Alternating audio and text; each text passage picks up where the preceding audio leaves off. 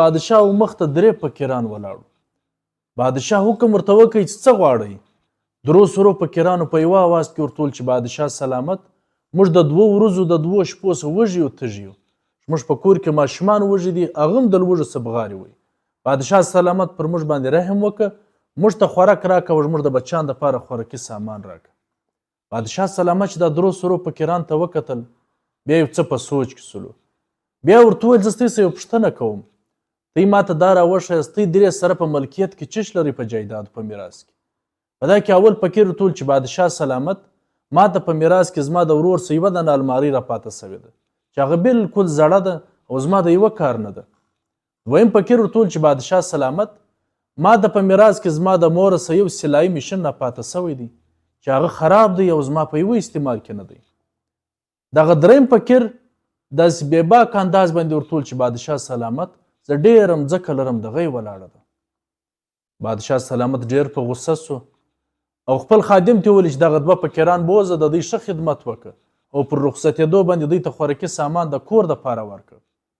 هغه خادم چې هغه 2 فقیران بوتو میمانخانې ته، د هغوی ډېر ښه خدمت وکړي، دورې د هغو خدمت جاري ولو. بادشاه سلامت دغه یوه فقیر ته ډېر په غوسه سو او د خپل محله سپس واخیستی. پر رخصتي باندې هغه 2 فقیران رخصتېدل. هغه خادم هغه ته یو څه خوراکي سامان د کور دپاره ورکړو، یو څه تحفې یې ورکړلې. دغه خادم چې دغه ګرده کیسه ولیدله، بیا یې بادشاه ته عرض وکړي چې بادشاه سلامت، یو عرض کول غواړم. بادشاه ورته وویل بالکل. ول تا 3 فقیران راغلي وو، 3 سره وږي وو تږي وو د 2 شپو څخه. تا 2 فقیران ته ډېر ښه سامانونه ورکړلو د کور دپاره د بچیانو دپاره. هغه یوه فقیر ته په غوسه سولې او د خپل محله څه دې پس واخیستی. دا څه کیسه ده؟ ماته په دا کیسه باندې سر راخلاص کړه.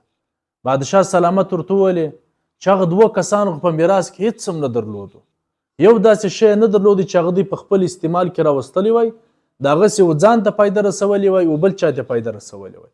دغه دریم فقیر ته زه په دې وجه په غوسه سولم چې ته خو ډېره مځکه لرې، دغه مځکه ته په استعمال کې راوله، پر دې باندې کښت و کرونده وکړه چې یو سړی ډېره مځکه ولري او هغه بیا هم فقر کوي، بیا هم د بل ته خواست کوي، نو دا د ده د نسل وژه نه، دا د ده د دماغ او د عقل وژه ده. نو دا ډېر نادان او بې عقله سړی دی. ولې؟ چې دی دغه خپله مځکه وکري، هغه 2 فقیران هم د ده سره په دې کې کار کوي، د هغو د کور چل چلاو هم کېږي، د ده به هم کېږي او د وخته سره به دی ډېر خلکو ته فایدې ورسوي.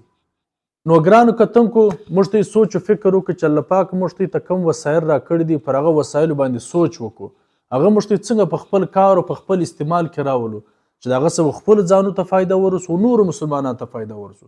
موږ ته به قطعا ناامیدي نه کوو، ولې ناامیدي چې دغه کفر دی.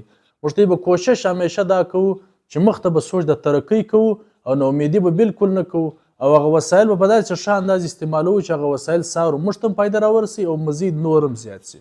کور ودان.